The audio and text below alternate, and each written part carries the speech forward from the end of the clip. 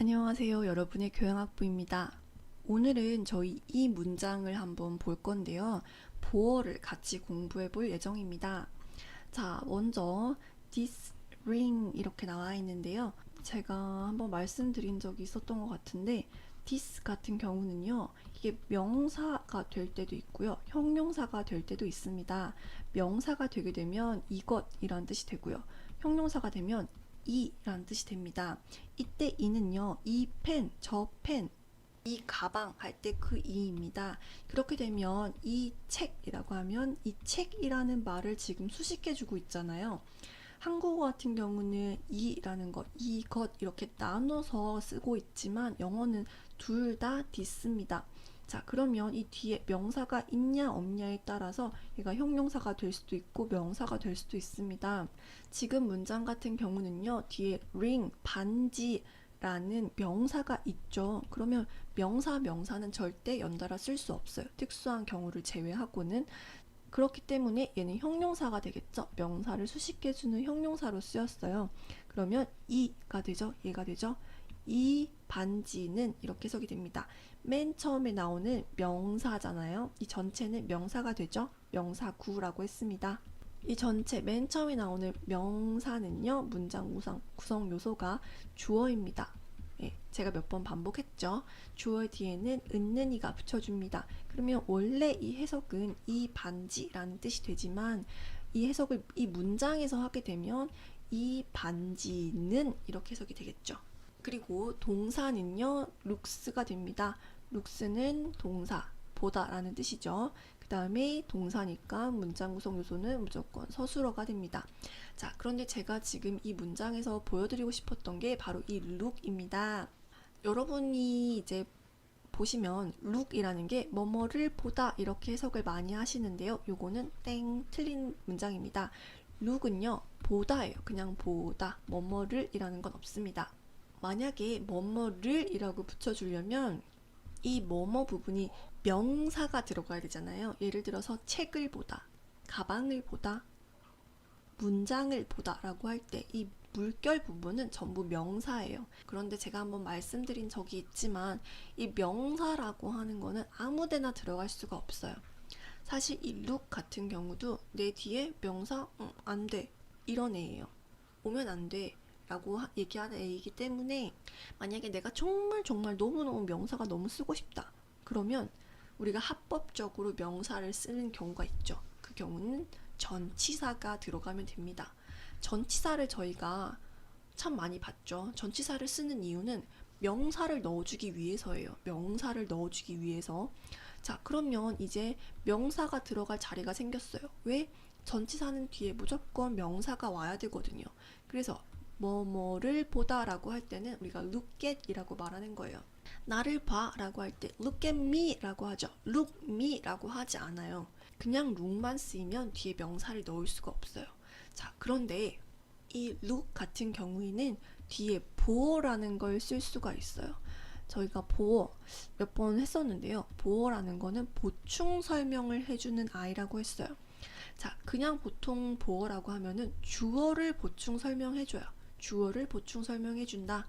그러면 이 반지가 too tight. to는 너무라는 부사거든요. 그리고 tight는 꽉 끼는 는자로 끝났죠. 형용사입니다. 꽉 끼는.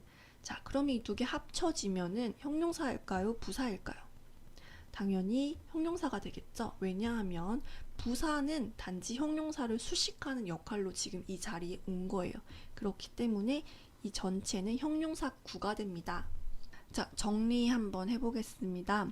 이 this ring 같은 경우는 명사구라고 했어요. 그러면 전체 역할이 명사라는 거고요. 맨 처음 나온 명사니까 문장에서는 주어가 되겠네요.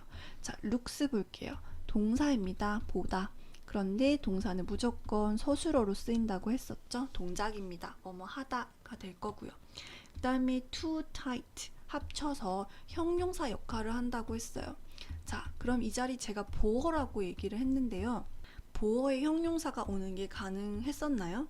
가능하죠. 제가 보어는 말씀드렸지만 명사도 되고요. 형용사가 와도 되는 자리라고 했습니다. 그러면 형용사 잘 쓴 자리가 되겠네요. 그러면 이때 이 look은요, 만약에 look at me 라고 한다면 이 문장 이렇게 끝났잖아요. 저희가 전치사는 무조건 괄호 쳐버리라고 했어요. 그럼 look 하고 끝인 문장이에요.